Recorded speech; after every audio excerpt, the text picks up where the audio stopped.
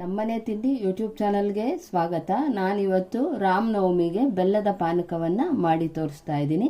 ಈ ಬೆಲ್ಲದ ಪಾನಕ ಮಾಡೋದು ಹೇಗೆ, ಹಾಗೆ ಮಾಡ್ಲಿಕ್ಕೆ ಏನೇನು ಪದಾರ್ಥಗಳು ಬೇಕು ಅಂತ ಒಮ್ಮೆ ನೋಡ್ಕೊಳ್ಳೋಣ ಬನ್ನಿ. ಬೆಲ್ಲದ ಪಾನಕ ಮಾಡೋದಕ್ಕೆ ಇಲ್ಲಿ 3/4 ಲೀಟ್ರಷ್ಟು ನೀರನ್ನು ತಗೊಂಡಿದ್ದೀನಿ. ನೋಡಿ, ಈ ಲೋಟದಲ್ಲಿ 4 ಲೋಟ ಅಷ್ಟು ನೀರನ್ನು ಹಾಕ್ಕೊಂಡಿದ್ದೀನಿ. ಇದಕ್ಕೆ ಒಂದು 6ರಿಂದ 7 ಟೇಬಲ್ ಸ್ಪೂನ್ ಅಷ್ಟು ಬೆಲ್ಲ ಹಾಕ್ಕೊತಾ ಇದ್ದೀನಿ. ಈ ಕಪ್ನಲ್ಲಿ 1 ಕಪ್ನಷ್ಟು. ಈಗ ಈ ಬೆಲ್ಲನ ಕರಗಿಸ್ಕೊಳ್ಳೋಣ. ಬೆಲ್ಲ ಕರಗೋ ಅಷ್ಟರಲ್ಲಿ ಈ ಕಡೆ ಸೋಂಪು ಕಾಳು ಮತ್ತು ಏಲಕ್ಕಿ ಎರಡನ್ನು ಕುಟ್ಟಿ ಪುಡಿ ಮಾಡ್ಕೊಳ್ಳೋಣ. ನೋಡಿ, 1 ಸ್ಪೂನಷ್ಟು ಸೋಂಪು ಕಾಳನ್ನು ಹಾಕ್ಕೊತಿದ್ದೀನಿ. ಈ 2 ಏಲಕ್ಕಿ ಬಿಡಿಸ್ಬಿಟ್ಟು ಕಾಳನ್ನು ಹಾಕ್ಕೊತೀನಿ. ಈಗ ಇದೆರಡನ್ನು ಪುಡಿ ಮಾಡ್ಕೊಳ್ಳೋಣ. ನೀವು ಬೇಕಿದ್ರೆ ಮಿಕ್ಸಿಲಿ ಪುಡಿ ಮಾಡಿಕೊಂಡು ಹಾಕ್ಕೋಬಹುದು. ಈಗ ನೋಡಿ, ಪುಡಿ ರೆಡಿಯಾಗಿದೆ. ಇದನ್ನು ಪಾನಕಕ್ಕೆ ಹಾಕ್ಕೊಳ್ಳೋಣ. ಸೋಂಪು ಕಾಳು ಹಾಕ್ಕೊಂಡಿರೋದು ಇದೇ ಒಂಥರ ಟೇಸ್ಟ್ ಇರುತ್ತೆ.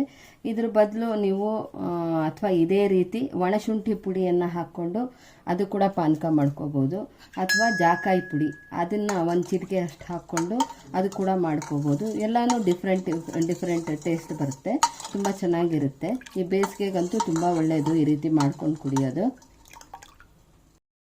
ಈಗ ಈ ಪಾನಕಕ್ಕೆ ನಿಂಬೆ ರಸನ ಹಿಂಡ್ಕೊಳ್ಳೋಣ. ನಾನಿಲ್ಲಿ ಅರ್ಧ ಹೋಳು ನಿಂಬೆ ರಸವನ್ನು ಹಾಕ್ಕೊಂಡಿದ್ದೀನಿ.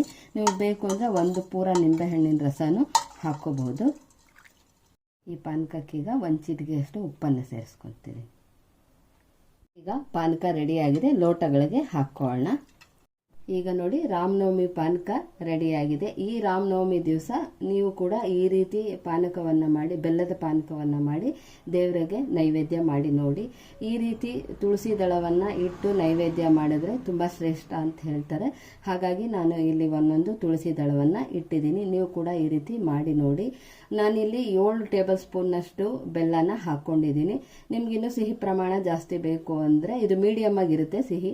ನಿಮಗಿನ್ನೂ ಜಾಸ್ತಿ ಬೇಕು ಅಂದರೆ ಇನ್ನು 1 ಅಥವಾ 2 ಟೇಬಲ್ ಸ್ಪೂನಷ್ಟು ಹೆಚ್ಚಿಗೆ ಬೆಲ್ಲನ ಹಾಕ್ಕೋಬಹುದು. ಆರೋಗ್ಯಕ್ಕೂ ತುಂಬ ಒಳ್ಳೆಯದು.